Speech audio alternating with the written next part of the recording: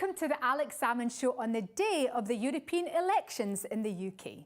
These are elections which were never meant to be, but which could now have significant political consequences. In next week's show, we shall examine how these are likely to unfold. However, today we continue our series on political bloggers. Last week we noted the success of the former Ambassador Craig Murray in commanding a UK top 10 slot with a blog which concentrates on Scottish politics. This week, we interview another top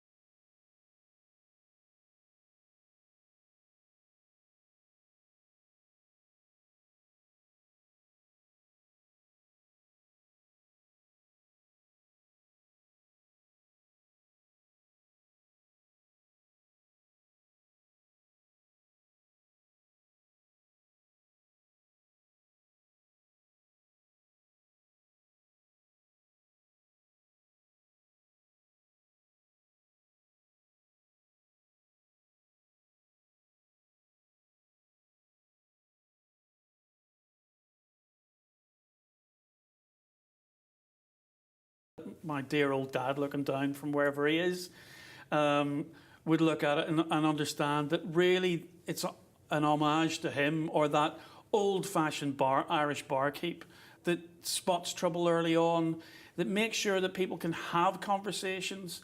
Okay, raise their voice every now and again, but nobody's in danger. Nobody's in danger of social ostracization or that one particular view. And I just think there's something around creating conviviality of space that enlarges possibilities rather than strangles them at birth. Have you managed to walk that line all the time, or do in the deepest depths of the DUP, do they say, well, that Slugger O'Toole, we all know about him, is really a shinner by nature or background, or in the deepest depths of Sinn Féin, do they think you're a secret alliance support, or basically have you managed to get people to accept the blog for what it is? I think people found it very difficult to begin with, to figure out exactly where I was coming from. I'm often not defensive of unionism, but unionism gets the thick end of the narrative generally in Northern Ireland. So there are times when I will deliberately go in and take a kind of a defensive line on certain things. And I think that's led some people to think that I was a soft or a moderate unionist. But what really confounds them is I'm also an Irish speaker. Through my own dad's family, he comes from Donegal. Granddad didn't speak a word of English, really. So there's a way in which, and also because I don't live at home, I'm not too worried. I can be quite blunt and straightforward because I know I'm not going to get a knock at the door at 11 o'clock at night going, here, filthy, what have you written that for, sort of thing. So there's ways in which I've dodged being completely defined by the norms of politics in Northern Ireland. And I think, as I've sometimes laughingly said, sometimes the safest place to write about Northern Irish politics is from about 350 miles in a full Irish sea away. Because it aids not objectivity. I don't believe in objectivity. I've never believed that that's possible. But it certainly lends a certain kind of distance to how you see things. When I spend time at home, I inevitably get hooked on the emotional ups and downs of, kind of living and working in what is still a deeply sectarian society. So you started fairly early on in the blog's development. You had this kind of like cross-party or cross-community panel of key writers. How did you pick them? How did you pick your team? Well, the way everything's worked on Slugger is that sometimes you just get pushed into things by an emergency. So in that first summer, I just went off, took about a 2-week holiday, went off to Donegal, thought no more of it. A year later, we were cycling 1,000 readers a day. And I thought, I can't leave this thing just to fester for 2 weeks. People will get lost. More importantly, people will wander off and go somewhere else. So I just arbitrarily I asked for 6 people to come from different traditions, and whoever put their hand up, I accepted. Now, some of them really took to it really well and became part of the permanent team. Some of them wrote once, didn't like the reaction they got to their opinions, and never blogged again. But what that did was set the principle of Slugger O'Toole not being Mick Fealty, that it had to be a multiplicity of voices. And we've worked very hard recently since I've had my deputy editor, David McCann, on board to try and bring more women on board, to try and get unionists who, for reasons I still haven't figured out, are less likely to step up into the public space and express what their politics are. And I don't mean just in the new media space. I don't mean just with blogs or Twitter or Facebook. I think it's generally, you see in the commentariat in Northern Ireland, most of us, you had Eamon Malley here not so long ago, are people like myself and Eamon who basically come from a Catholic or nationalist background. But we've tried to work quite hard to get and to maintain some kind of unionist voice. And I think that multiplicity of voice is really important. And I think it's one of the reasons why Slugger's lasted 17 years. Welcome back. Alex is interviewing top 10 political blogger Mick Fealty of the splendidly named Slugger O'Toole's site. We take up the story with the Assembly re-established and the unlikeliest of political partnerships developing between Martin McGuinness of Sinn Féin and the Reverend Ian Paisley of the Democratic Unionist Party. So let me take you on to 2007. So that we have the St Andrews Agreement, and after a period of abeyance, we get the Chuckle brothers, the Reverend Ian Paisley and Martin McGuinness, get together as the First Minister and Deputy First Minister of Northern Ireland. Now, was that a boon for the blog? Or alternatively, you think, my goodness, they're now talking to each other, they won't need Slugger O'Toole? It's a really good point. I certainly think at the time there were some of our readers who suggested that that was going to be the case. So you'd achieved your mission. Well, in a way, it was an interesting acknowledgement from some insiders that we had actually served a purpose and that they could no longer see what purpose we might serve now. We had an all-inclusive executive with, you know, your viewers might probably not know this, but the cabinet or the executive in 2007 contained 4 different political parties. In other words, there was hardly anybody left outside the government. And so therefore, why did you need a blog? Why did you need to bring together all these opinions when they could talk over the cabinet table? Well, as it happened, it wasn't long before we had our first crisis, and Slugger was there to kind of, you know, pick up the whole row over whether policing and justice powers would be devolved to Stormont, and we had 154 days of Sinn Féin not turning up to executive meetings, meaning that the executive meetings couldn't happen, meaning that no minister could actually conduct any executive business that meant the participation of more than just his own department. So we've had plenty to talk about ever since. And yet, Ian Paisley and Martin McGuinness got the show back on the road and had, by most accounts, a highly successful partnership, even to the extent that, you know, 2 people who had never shaken hands in public, you know, ended up as very, very close friends, I think would be a reasonable way to put it, in private as well as public. Why is it that the current leadership of Sinn Féin and the DUP are finding that sort of relationship difficult? Were they 2 special people, or is it because politics have moved on, or perhaps peace is relatively established and therefore people don't sense the same urgency? Why can't you do that now? Well, I think, look, the friendship, I think, was genuine. You know, there's that old, I think, W.C. Fields, and, you know, if you can fake sincerity, you've got it made. But I think there was something very sincere in those 2, in that friendship. That was, the chemistry was very special. But I think over and above that, they also both had a significance to their respective camps that reassured everybody. So, you know, the old IRA men were going, well, you know, Martin's one of us. If he signed up with Paisley, then that must mean that it's okay. I remember interviewing Paisley's son, Paisley Jr., for a profile I did for Prospect magazine back in 2007. And he said, look, if my dad's name went on the final agreement, then that was okay for everybody to the right of the DUP. Most people would say, observers would say, look, the story of Northern Irish politics over the last 20 years has been the rise of Sinn Féin, decline of the SDLP on the nationalist side, the rise of the DUP, decline of the official unionists on the unionist or Protestant side.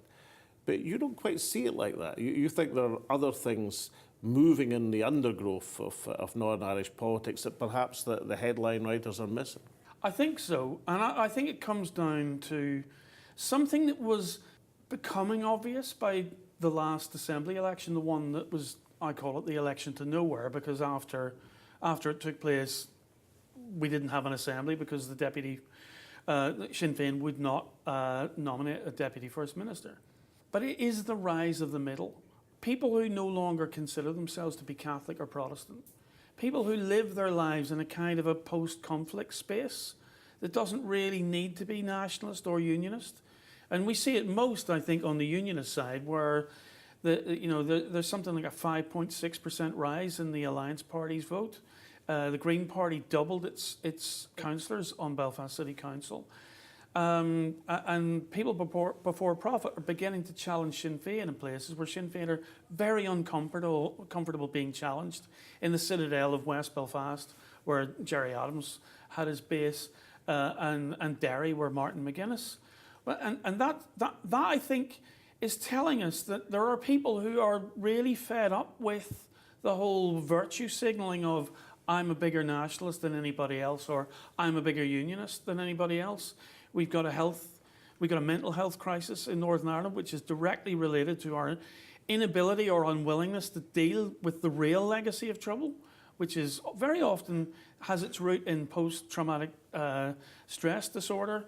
We have very high suicide rates amongst teenagers, and nothing's being done about all of that. And of course, it doesn't help. Austerity for the last 10 years hasn't helped. But not having any political agency in Belfast certainly hasn't helped either. But surely the European issue has brought the constitutional issue back to the fore in a huge way. But it's brought the issue of the border back to the fore, and the placings of the various parties on Europe surely has created that very sharp delineation which perhaps have been blurred or becoming to be blurred. Surely Europe has pushed the constitutional issue of Ireland back to the top of the agenda. Yes, it has created huge disturbances within the communities, that is for sure. There's been a lot of speculation about whether this will lead to United Ireland, and I'm sceptical. And I'm sceptical for this reason. And I'm not saying this because it's you, Alex, but I think what happened in Scotland provides signal lessons for Irish nationalism, in the sense that one of the issues that I think you tackled very successfully over the last 20, 25 years was the cultural resistance to the idea of Scottish independence. You know, taking it from a minority concern to something that at least the majority could contemplate. And because we keep falling back into this sectarian hole, where everything is delineated by identity and nothing can focus on the possibility of doing something different or something new or cutting the cloth in a different way, I think what is keeping Northern Ireland safely locked inside the United Kingdom is that culture war that has to be got. If Irish nationalism has any chance of creating a United Ireland, it needs buy-in from the other side, and that's simply not happening. But a younger generation, perhaps, certainly my experience recently in interviewing young people in Northern Ireland, they were impressed by the changes that are taking place in the Republic, by the move to a much more civil society, the progression to equal marriage, a variety of other rights, some things which are not available in Northern Ireland. Isn't that making a difference? The resistance against, I mean, no one could seriously call the Republic a theocratic state anymore. No, and it's changed quite a lot since I was growing up. I mean, the classic thing people used to do when they were going down for the All-Ireland GAA matches is to call in and stock up on contraceptives, because at the game. From personal experience or just general? No, this is anecdotal evidence from certain friends who were lucky enough to get down to go to the All-Ireland final in Dublin, and they'd take contraceptives with them so they could sell and pay their way, pay through the gate and all the rest of it, because it was illegal in the Republic. It's a whole new dimension to the cross-border trade. Yes, exactly. Technically speaking, that's smuggling, but you know, you could see it as a public service to our friends in the south. But now, you know, the Republic has some of the most advanced laws in terms of sexual preferences, marriage equality. When you think 1986, it lost a referendum to legalise divorce. That tells you how fast and how quickly and how far the Republic has moved. I think a lot of northern citizens, be they British or Irish, have taken a lot of reassurance from that. But the work of selling the idea of United Ireland has to be done in the 6 counties. It's okay that the Republic becomes more liberal than Northern Ireland, but there's another job of work that has to be done in the north, and that is to take away the fear or the sense of foreboding of what that is, and to create a sense of there's an opportunity here. And I think the fact that we have a politics which is still described by religious affiliation is putting severe limits on that, and those are limits that are going to have to be broken down in the next 10, 15, 20 years. The idea that Catholics are going to outbreed Protestants, it's not going to happen. Not because of anything other than the fact that there are, year after year after year, there are less Protestants, but there are also less Catholics. There are less people who define themselves by those terms.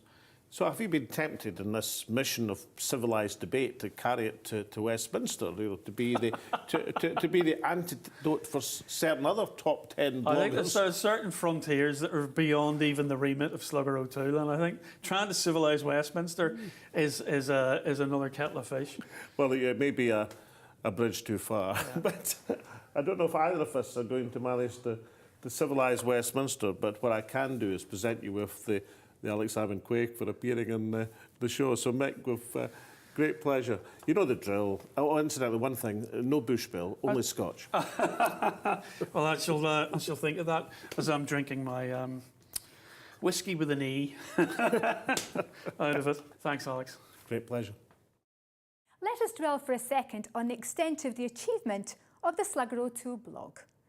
I've noted previously that Scottish-orientated political blogs such as Bella Caledonia, Wings Over Scotland, and indeed to a great extent the Craig Murray blog had to generate huge interest to make it into the UK top 10. Slugger O'Toole has achieved that from the even smaller home base of Northern Ireland. And he's done this by two techniques. Firstly, by having the command of the detail that any student of Northern Irish politics would require. The blog has become the leading source of the politics of the province. Secondly, in his original call to play the ball, not the man, Slugger O'Toole has created a safe space for people across the political, religious and constitutional divide to state their case.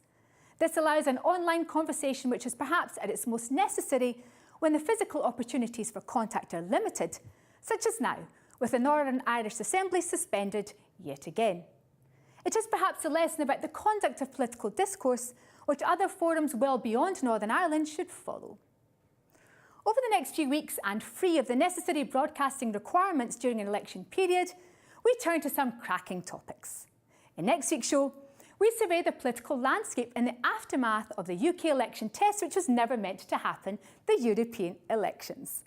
The following week, we look at the changing politics of protest.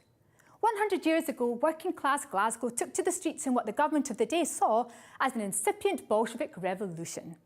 A century later, the largely middle-class anti-HS2 protesters take to the boards in London's Camden People's Theatre, as they're doing this very week.